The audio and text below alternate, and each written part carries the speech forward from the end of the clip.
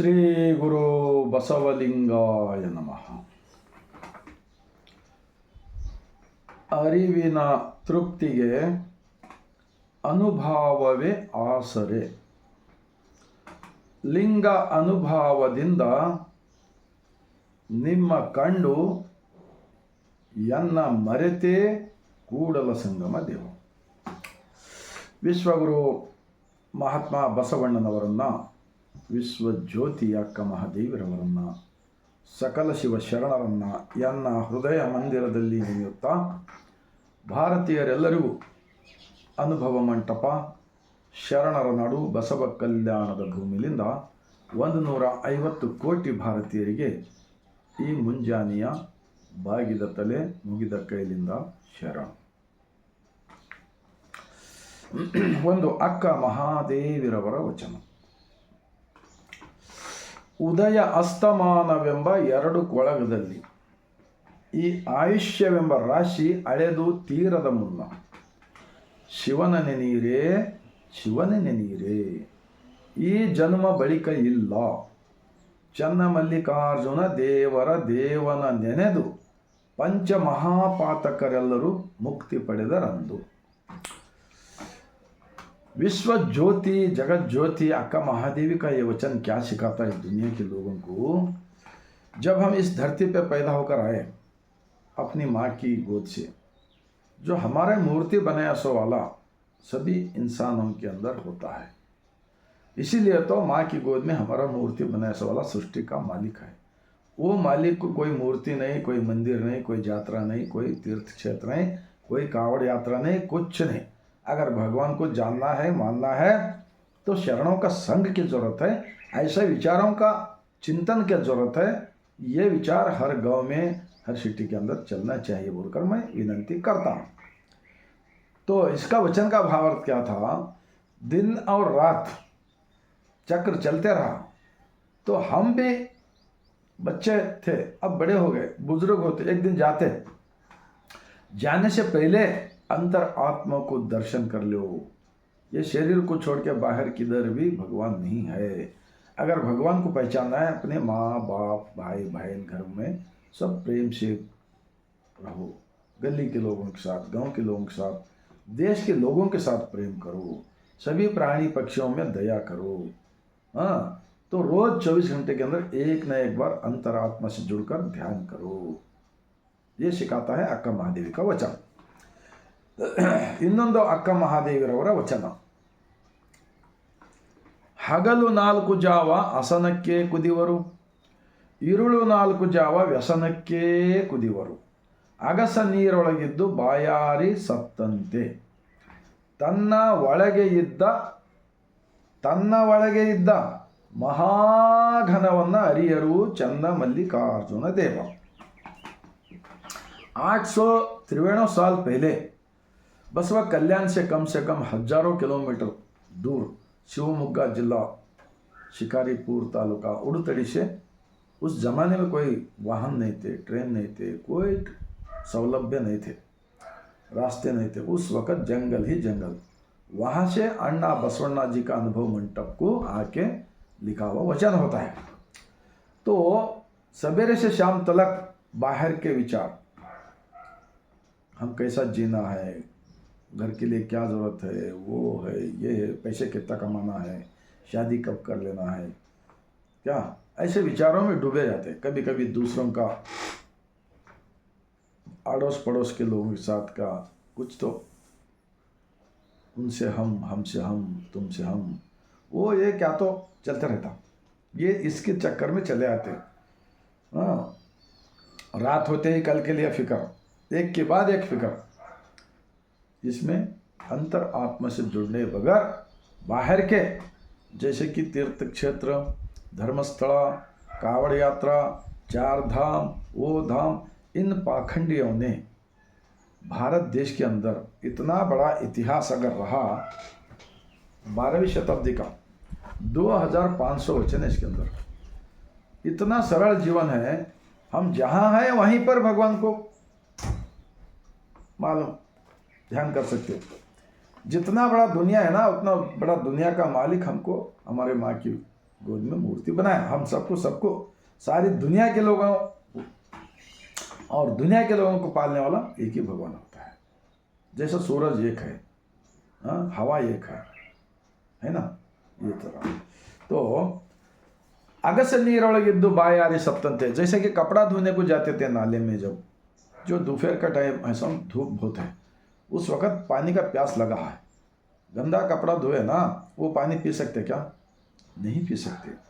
तो हर इंसान एक षड्यंत्र, एक कुतंत्र, एक अपने स्वार्थ के लिए कभी कभी शरणों का विचारों को तरोड़ मरोड़ करना, लोगों को गुमराह करने का, तुमको ये मन्नत मांगो, तुमको वो करो, शरणों के नाम के ऊपर कावड़ यात्रा करना, वो करना, ये करना, जो भी अगर करेंगे ना, तो ऐसे लोग, सच्चाई को मिटाने वाले लोग, जो भी लोग होते, असली देशद्रोही वो होते, मानवतावादी द्रोही वो होते हैं, समतावादी का द्रोही वो होते हैं, और इन लोगों से भारत देश का विकास नहीं हो सकता है। ಅಗಸ ನೀರೊಳಗಿದ್ದು ಬಾಯಾರಿ ಸತ್ತಂತೆ ತನ್ನ ಒಳಗೆ ಇದ್ದ ಮಹಾಘನವನ್ನು ಅರಿಯರು ಚನ್ನಮಲ್ಲಿಕಾರ್जुन। चन्नमल्लिकार्जुन देवा वचन का नाम अंकित है, अंतर आत्मा का नाम रख लिया। शरणों ने अलग अलग नाम अंकित रहा तो भी वचनों का उन्होंने बोले सो है अंतरात्मा से जुड़कर। तो ये होता है इस वचन का। ऐसे नहीं समझ रहा बोलकर इतना 893 साल चले गए तो भी ये अच्छा प्रचार क्यों नहीं हुआ? बोले तो बसवण्णा जी को मंदिर बनाकर बैल का मूर्ति रखे गए थे, है ना? ये गलत है क्या? नहीं, क्या वचन बैल लिख सकते क्या? बसवा कल्याण के अंदर 1,96,000 उत्पादक लोग, मेहनत करने वाले लोग शरण बन सकते थे क्या एक बैल से? ये कौन कर रहा है? ऐसे लोगों को ऊपर कड़ी से कड़ी सजा देना चाहिए।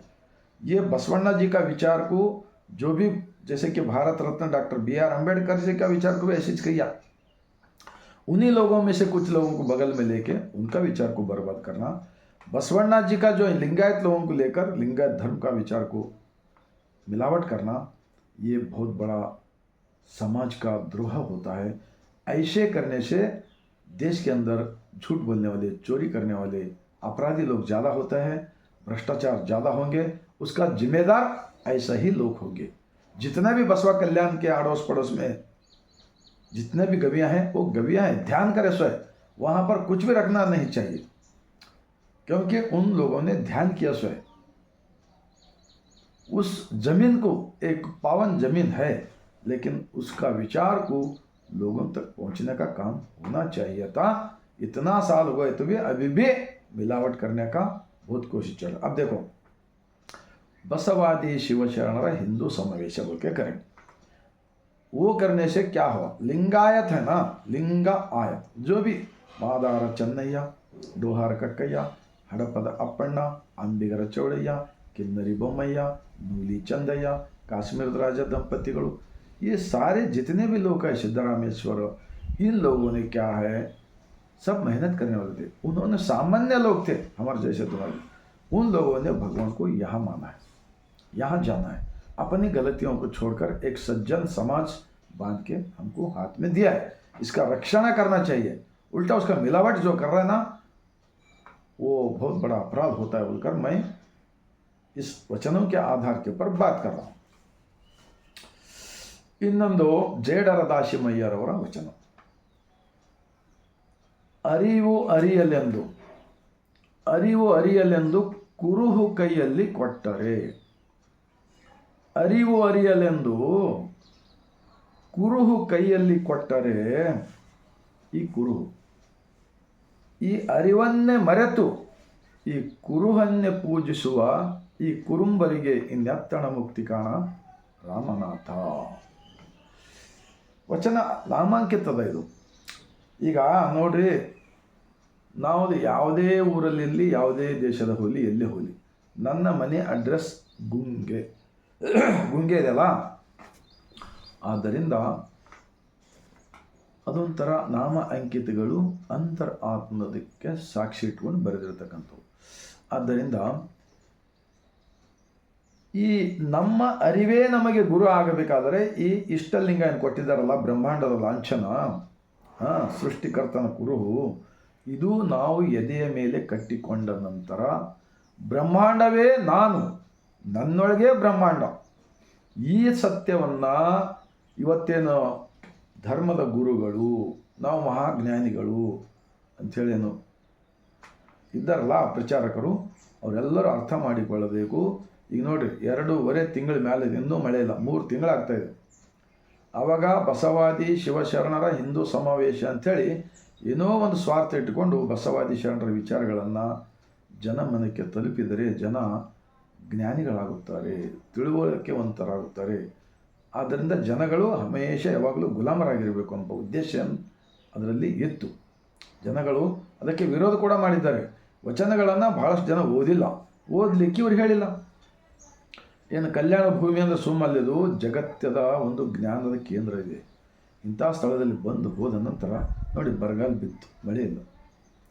ಈಗ ನಾವು ಕೇಳ್ತಾ ಇದ್ದೀವಿ ಏನೇನೋ ಆಚರಣೆಗಳು, ಶರಣರ ಗವಿಗಳು, ಬಸವಾದಿ ಶಿವಶರಣರ ಗವಿಗಳು ಬಸವ ಕಲ್ಯಾಣದಿಂದ ಒಂದು 100 ಕಿಲೋಮೀಟರ್ವರೆಗೆ ಎಲ್ಲ ಕಡೆ ಇವೆ. ಅವೆಲ್ಲವೂ ಕೂಡ ಸರ್ಕಾರದವರು BKDB ಬಸವ ಕಲ್ಯಾಣ ಡೆವಲಪ್ಮೆಂಟ್ ಬೋರ್ಡ್ದವರು ಅವುಗಳಿಗೆ ರಕ್ಷಣೆ ಮಾಡಬೇಕು. ಅಲ್ಲಿ ಯಾವುದೇ ರೀತಿಯ ಪಾಖಂಡವಾದ, ಅಂಧವಿಶ್ವಾಸ, ಮೂಢರೂಢಿಯ ಕಾರ್ಯಕ್ರಮಗಳು ನಡೆಯಲಾರದಂತೆ ವಚನಗಳ ಆಧಾರಿತ ಅಲ್ಲಿ ವಚನಗಳ ವಿರುದ್ಧವಾದ ಕಾರ್ಯಗಳು ಯಾವುದು ನಡೆದರೆ ಅದು ಸಮಾಜಕ್ಕೆ ಮೋಸ ಮಾಡಿದಂತೆ ಆಗುತ್ತದೆ ಎಂದು ಈ ವಚನಗಳ ಮೂಲಕ ನಾನು ತಿಳಿಸುತ್ತಿದ್ದೇನೆ. ಕಳೆದ 27 ವರ್ಷದಿಂದ ನನ್ನಂತೆ ಪರರು ಎಲ್ಲರೂ ತಿಳ್ಕೊಳ್ಳಪ್ಪ ಅಂಥೇಳಿ ನಾನು ಪ್ರಚಾರದಲ್ಲಿದ್ದೀನಿ. ನಮ್ಮ ಕಣ್ಣು ಎದುರೇ ಅನ್ಯಾಯವಾಗ್ತಾ ಇದ್ದಾಗ ನಾನು ಸುಮ್ಮನೆ ಕುಂತರೆ ನಾನು ಕೂಡ ದೊಡ್ಡ ಅಪರಾಧಿ ಆಗುತ್ತೆ ಅನ್ನೋ ಕಾರಣಕ್ಕಾಗಿ ಈ ವಚನಗಳ ವಿಡಿಯೋ ಮಾಡ್ತಾ ಇರ್ತೀನಿ. ಈಗ ಇನ್ನೊಂದು ಬಸವಣ್ಣನವರ ವಚನ. ಉಳ್ಳವರು ಶಿವಾಲಯ ಮಾಡುವರು, ನಾನೇನ ಮಾಡುವೆ ಬಡವನಯ್ಯ, ಎನ್ನ ಕಾಲೇ ಕಂಬ, ಎನ್ನ ಈ ದೇಹವೇ ದೇಗುಲ, ಎನ್ನ ಶಿರವೇ ಅನ್ನದ ಕಳಸವಯ್ಯ, ಕೂಡಲ ಸಂಗಮ ದೇವ ನೀ ಕೇಳಯ್ಯ, ಸ್ಥಾವರಕ್ಕೆ ಅಳಿವು ಉಂಟು ಜಂಗಮಕ್ಕೆ ಅಳಿವು ಇಲ್ಲ. 893 ವರ್ಷಗಳ ಹಿಂದೆ ಬರೆದಿರ್ತಕ್ಕಂಥ ಈ ವಚನವನ್ನು ಇಡೀ ಜಗತ್ತವೇ ಮೆಚ್ಚಬೇಕಾಗುತ್ತದೆ. ಜಂಗಮವೆಂದರೆ ಯಾವುದೇ ಒಂದು ವಿಶೇಷ ಜಾತಿಯಲ್ಲ, ಜೀವಗಳಲ್ಲಿ ಶಿವನನ್ನು ಕಾಣುವುದು, ಜೀವಗಳಲ್ಲಿ ದೇವರನ್ನು ಕಾಣುವುದು. ಆ ಜೀವಗಳಿಗೆ ಹಿಂಸೆ ಕೊಡಬಾರದು, ಆ ಜೀವಿಗಳ ಜೊತೆ ನಾವು ಅನ್ಯಾಯ ಮಾಡಬಾರ್ದು, ಸತ್ಯವನ್ನೇ ಹೇಳಬೇಕು, ಜನರಿಗೆ ನಮ್ಮ ಕುಟುಂಬದವರೆಲ್ಲರೂ ಅಂಥೇಳಿ ಅರ್ಥ ಮಾಡಿಕೊಳ್ಳುವುದು ಸಲುವಾಗಿಯೇ ಜಂಗಮಕ್ಕೆ ಅಳಿವಿಲ್ಲ. ಅಂದರೆ ಸತ್ಯ ಶಿವಶರಣರ ವಿಚಾರಗಳು ಇಂದಿಗೂ ಕೂಡ ಅವಕ್ಕೆ ಅಳಿವಿಲ್ಲ. ಈ ಗುಡಿ ಗುಂಡಾರಗಳನ್ನು ಕಟ್ಟಿ ಆ ಶರಣರ ಹೆಸರ ಮೇಲೆ ಮೂಢ ರೂಢಿಯನ್ನು ಪ್ರಚಾರ ಮಾಡ್ತಕ್ಕಂಥದ್ದು ಅವೆಲ್ಲವೂ ಕೂಡ ಸ್ಥಾವರ ಆಗುತ್ತವೆ. ಸ್ಥಾವರ ವಿಚಾರಗಳು ನಮಗೆ ಬೇಕಾಗಿಲ್ಲ. ಜೀವಂತ ವ್ಯಕ್ತಿಗಳಿಗೆ ಜೀವಂತ ವಚನಗಳು. ನಮ್ಮ ಶರಣರು ಇವತ್ತಿಗೂ ಕೂಡ ಆ ವಚನಗಳಲ್ಲಿ ಜೀವಂತವಾಗಿದ್ದಾರೆ. ಅವರ ಶರೀರ ಹೋದರೂ ಪರವಾಗಿಲ್ಲ, ಅವರ ಅಂತರಂಗದಿಂದ ಬಂದಿರತಕ್ಕಂಥ ಮುತ್ತು ರತ್ನಗಳು ವಚನಗಳು ಜೀವಂತವಾಗಿದ್ದಾವೆ. ಬಸವ ಕಲ್ಯಾಣದ ಜನಗಳಲ್ಲಿ ನಾನು ಕೈ ಜೋಡಿಸಿ ವಿನಂತಿ ಮಾಡ್ಕೊಳ್ತಾ ಇದ್ದೀನಿ. ನಮ್ಮ ಬಸವ ಕಲ್ಯಾಣದ ಅನುಭವ ಮಂಟಪ, ನೂತನ ಅನುಭವ ಮಂಟಪ, ಇದು ಸಂಸಾರಿಕ ಧರ್ಮದವರ ತತ್ವದ ಕೇಂದ್ರವಾಗಬೇಕು. ಇಲ್ಲಿ ಸತ್ಯ ಶರಣರ ವಚನಗಳಿಗೆ ಕುಂದು ಕೊರತೆ ಬರಲಾರದಂತೆ ಇದು ನೋಡಿಕೊಳ್ಳಬೇಕಾಗುತ್ತದೆ. ಆವಾಗ ಮಾತ್ರ ಮಳೆ ಬೆಳೆ ಜನರು ಆರಾಮವಾಗಿ ಬದುಕುತ್ತಾರೆ, ಕೂಡಿ ಬದುಕುತ್ತಾರೆ, ಯಾರಿಗೂ ಯಾರು ಮೋಸ ಮಾಡಲಾರದಂತೆ ಬದುಕುತ್ತಾರೆ. ಭ್ರಷ್ಟಾಚಾರ ಮುಕ್ತ, ಜಾತಿ ರಹಿತ, ಧರ್ಮ ಸಹಿತ ಕಲ್ಯಾಣ ರಾಜ್ಯ ನಿರ್ಮಾಣ ಮಾಡಲು ಬರುತ್ತದೆ. ಆ ಕಾರಣಕ್ಕಾಗಿ ಇನ್ನೊಂದು ವಚನವಿದೆ, ನಾವು ಹುಟ್ಟಿ ಬಂದಿದ್ದು ಸತ್ಯ, ಹೋಗೋದೊಂದು ದಿನ ಸತ್ಯ. ಆದ್ದರಿಂದಲೇ ಇನ್ನೊಂದು ಬಸವಣ್ಣನವರ ವಚನ. ಎನಗೆ ಜನನವಾಯಿತು ಎಂಬುವರು ಎನಗೆ ಜನನವಿಲ್ಲ ನೋಡಯ್ಯ, ಎನಗೆ ಮರಣವಾಯಿತು ಎಂಬುವರು ಎನಗೆ ಮರಣವಿಲ್ಲ ನೋಡಯ್ಯ, ಜನನವಾದರೆ ನಿಮ್ಮ ಪಾದೋದಕ ಪ್ರಸಾದ ತೆಗೆದುಕೊಳ್ಳುವೆನು, ಮರಣವಾದರೆ ನಿಮ್ಮ ಶ್ರೀಪಾದವ ಸೇರುವೆನು, ಬಾವನ್ನದ ವೃಕ್ಷ ಊರೊಳಗಿದ್ದರೇನು ಅಡವಿಯೊಳಗಿದ್ದರೇನು, ಪರಿಮಳ ಒಂದೇ ಕೂಡಲ ಸಂಗಮ ದೇವ. ನೋಡಿದ್ರ ಯಾರು ಹೇಳಿದ್ರಪ್ಪ ಇಂಥ ವಿಚಾರ ಇರ್ತಿಂತ ಎಷ್ಟು ಮಠಮಾನ್ಯಗಳಿದ್ದೀರಿ, ಎಷ್ಟೋ ಜನರಿಗೆ ಕಲ್ಯಾಣ ಮಾಡ್ತೀವಿ, ಹಾಗೆ ಮಾಡ್ತೀವಿ, ಹಿಂಗೆ ಮಾಡ್ತೀವಿ ಅಂತೇಳೆಲ್ಲ ಜ್ಯೋತಿ ಮುಟ್ಟಿ ಜ್ಯೋತಿ ಆಗಬೇಕಾಗಿತ್ತಲ್ಲ. ಬಸವಣ್ಣನವರು ತಮ್ಮ ಎತ್ತರಕ್ಕೆ ಕೊಂಡೊಯ್ದು ತುರುಗಾಯ ರಾಮಣ್ಣ, ದನ ಕಾಯ್ತಕ್ಕಂಥ ತುರುಗಾಯ ರಾಮಣ್ಣನವರನ್ನು ತಮ್ಮ ಎತ್ತರಕ್ಕೆ ಕೊಂಡೊಯ್ದು ಜ್ಞಾನ ಕೊಟ್ಟಿದ್ರು. ಅವರೆಲ್ಲರ ವಚನಗಳು ಬರೆದರು. ಗಾಣದ ಕಣ್ಣಪ್ಪ, ಕುಂಬಾರ ಗುಂಡಯ್ಯ, ಮಡಿವಾಳ ಮಾಚಯ್ಯ, ಉರಿಲಿಂಗ ಪೆದ್ದಿ ಕಳತನ ಮಾಡ್ತಕ್ಕಂಥವ್ರು ಕೂಡ ಕಳತನ ಮಾಡೋದು ಬಿಟ್ಟು ಒಂದು ಮಹಾಜ್ಞಾನಿಗಳಾಗಿ ವಚನಗಳನ್ನು ಬರೆದರು. ಇಷ್ಟೆಲ್ಲ ನಾನು ಹೇಳಿ ಕಾರಣ ಎಂದರೆ ನಮ್ಮ ಬಸವ ಕಲ್ಯಾಣದ ಕವಿಗಳು ಅಲ್ಲಿ ಯಾವುದೇ ರೀತಿಯ ವಚನಗಳ ವಿರುದ್ಧವಾದ ಕಾರ್ಯಗಳು ನಡೆದರೆ ಅದು ಸಣ್ಣದ ಅಪರಾಧ ಅಲ್ಲ, ಮಹಾ ದೊಡ್ಡ ಅಪರಾಧವಾಗುತ್ತದೆ ಎಂದು ಹೇಳುವುದರ ಮೂಲಕ ನಾನು ಕೈ ಜೋಡಿಸಿ ವಿನಂತಿ ಮಾಡಿಕೊಳ್ತಾ ಇದ್ದೀನಿ. ನಾವು ಎಷ್ಟು ದಿವಸ ಬದುಕ್ತೀವೋ ಅದು ಮುಖ್ಯ ಅಲ್ಲ. ನಾವು ಬಸವಣ್ಣನವರು ಹೇಳಿದಂತೆ ನಮ್ಮ ಅಂಗಳದಲ್ಲಿ ಒಂದು ಮೊಗ್ಗೆ, ಒಂದು ಒಳ್ಳೆಯ ಸುವಾಸನೆ ಕೊಡ್ತಕ್ಕಂಥ ಗಿಡ ಬಳ್ಳಿ ಹಚ್ಚಿದರೆ ಇಲ್ಲಿ ಕೂಡ ಅದೇ ಸುವಾಸನೆ ಕೊಡಬೇಕು.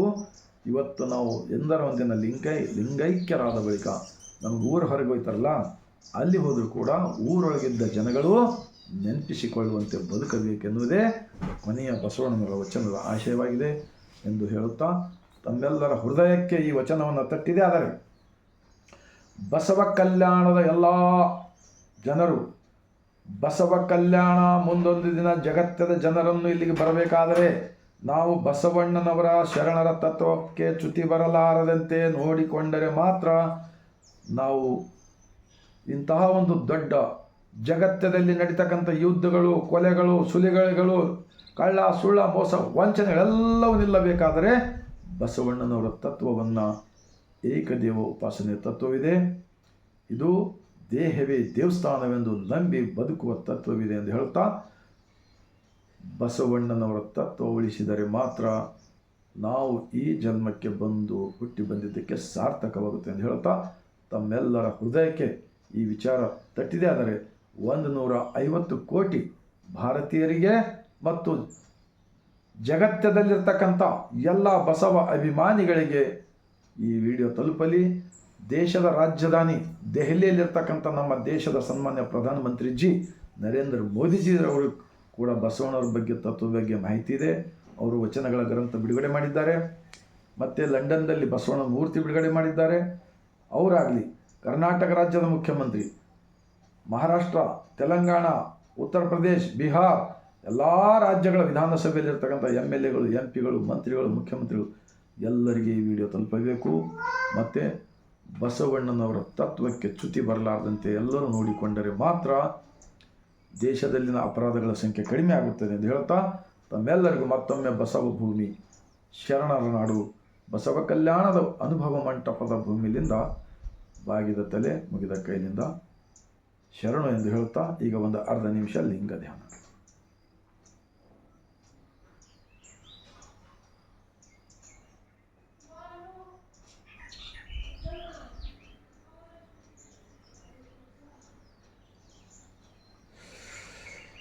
ಶ್ರೀ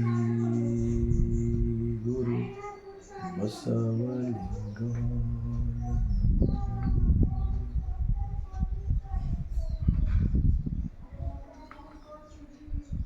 ಈ ಥರ ದೇವರು ಬೇಕಾಗಿದೆ. ಜನರಿಗೆ ದೇವರ ಬಗ್ಗೆ ಕಲ್ಪನೆ ಸರಿಯಾಗಿ ಕೊಡಬೇಕಾದರೆ ಸರಳ ಜೀವನವಿದೆ.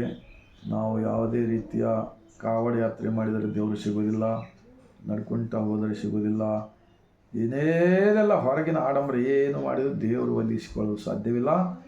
ಅಂತರಂಗದಲ್ಲಿ ಜಗದೀಶವಿದ್ದಾನೆ. ಇವನ ಜೊತೆ ಒಂದಾಗಿ ಧ್ಯಾನಿಸಿ ನಮ್ಮ ಒಳಗಿರ್ತಕ್ಕಂಥ ಅಜ್ಞಾನದ ಕಸವನ್ನು ತೆಗೆದುಹಾಕಿ ವಿಜ್ಞಾನ, ವೈಜ್ಞಾನಿಕ ವಿಚಾರಗಳನ್ನು ಅಳವಡಿಸಿಕೊಂಡು ಎಲ್ಲರಲ್ಲಿ ನಾನು, ನನ್ನಲ್ಲಿ ಎಲ್ಲರೂ ಎಂದ ಭಾವನೆ ಇಟ್ಟುಕೊಂಡರೆ ಮಾತ್ರ ನಮ್ಮ ಅಂತರಂಗದ ಸೃಷ್ಟಿಕರ್ತ ದೇವ ಒಲಿಯುತ್ತಾನೆ ಎಂದು ಕೊನೆಯದಾಗಿ ಹೇಳುತ್ತಾ ಮತ್ತೊಮ್ಮೆ ಸರ್ವರಿಗೂ ಶರಣ.